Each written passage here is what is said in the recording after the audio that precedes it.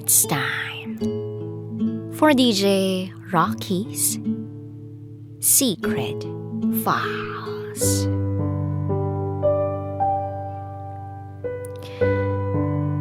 Nawala ang baby ko nang dahil sa kasinungalingan mo. Hi DJ Rocky. Itago mo ako sa pangalang Patrick. Patrick ang pangalan ko pero babae ako. I'm a secretary sa isang kumpanya. I'm 23 years old. And this is my secret file.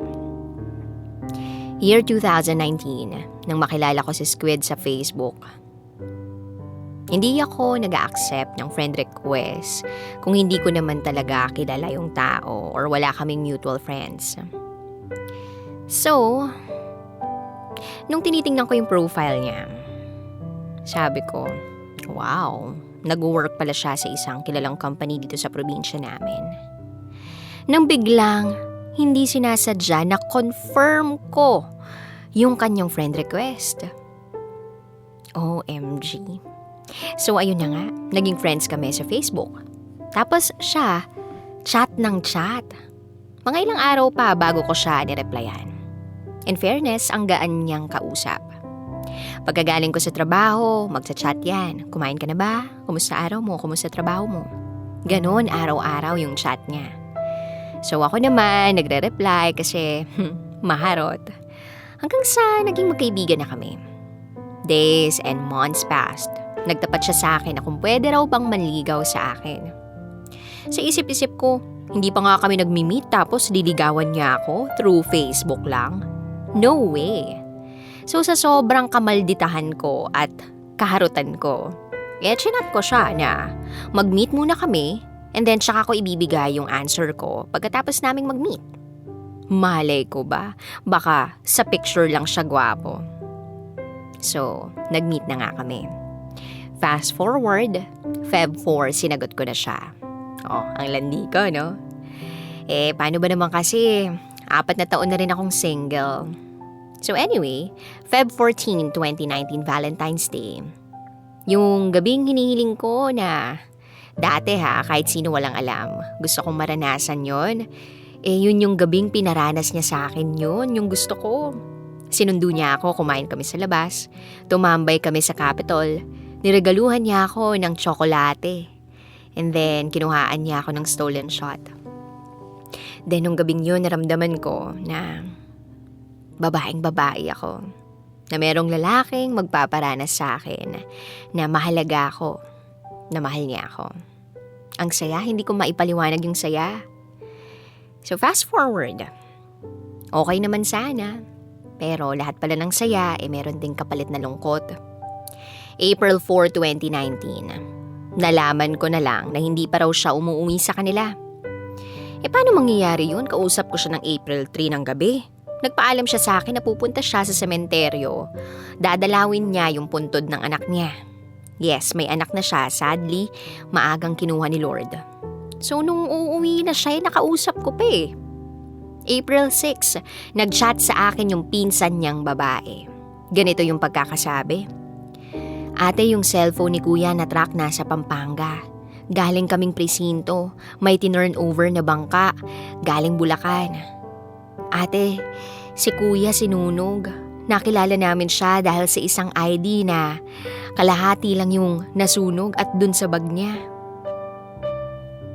Parang hindi ko maipaliwanag yung mararamdaman ko nun kasi ano yun, ang gulo ng storya. Bakit may ganon galing sa pinsan niya? So, sabi ko, isama nila ako kung nasaan man yung pinagsasasabi nila. Pero, pag nag-i-insist ako na isama nila ako kung nasaan man sila, offline agad. Stress na stress ako, DJ Rocky. Pumunta ako sa mga lugar na pwede niyang puntahan. Para mapatunayan ko lang sa sarili ko na buhay pa siya. Hinahanap ko siya. Kahit hindi na ako nakakakain, siya pa rin yung bukang bibig ko. Lumipas yung mga araw, hindi na kinaya ng katawan ko. Nagkasakit ako. Pero hindi ako nagpatingin sa doktor. Hinayaan ko lang yung sarili kong umiyak maghapon. Hindi kumain. Tanging usok lang ng yosi ang pumapasok sa katawan ko.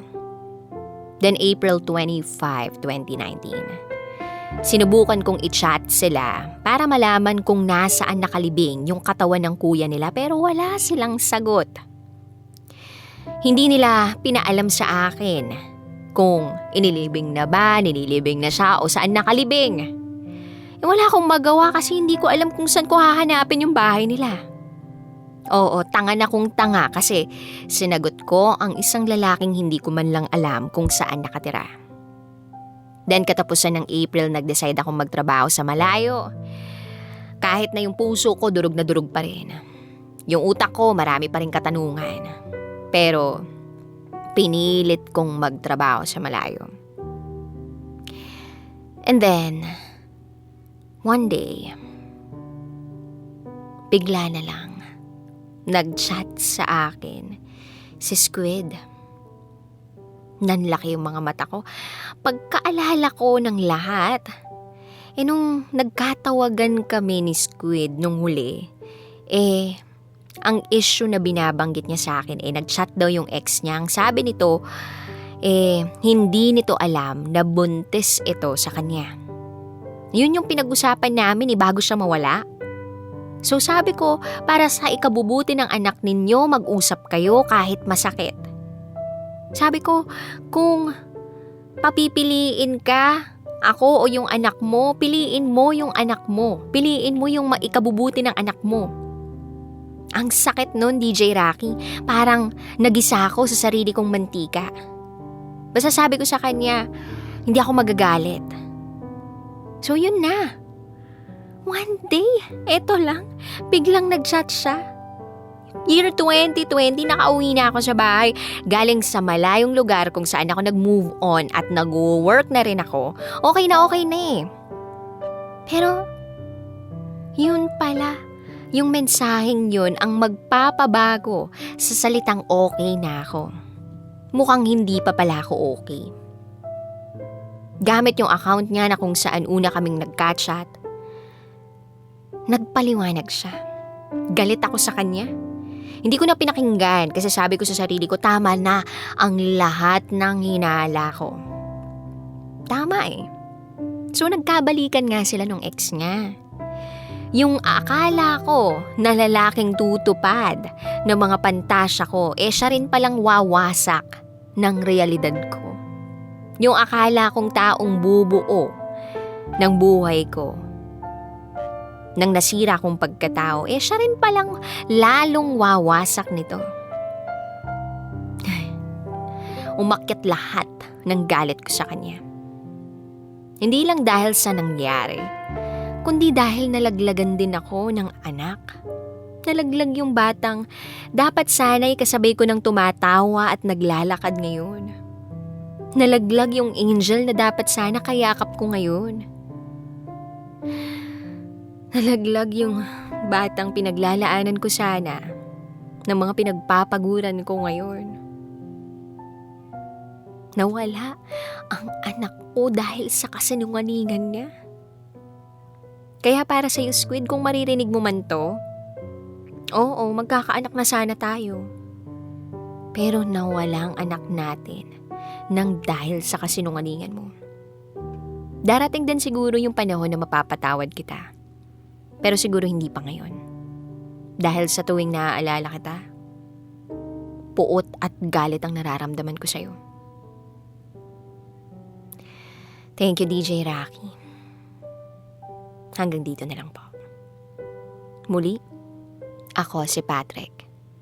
At ito, ang aking secret file. Always your number one SM radio station. Love Radio. Kabisyo, nakarelate ka ba sa secret file na binasa ko? Kung nakarelate ka, mag-subscribe ka na dito sa aming YouTube channel at pindutin mo na rin ang notification bell para updated ka sa mga susunod na episodes ng DJ Rocky Secret File.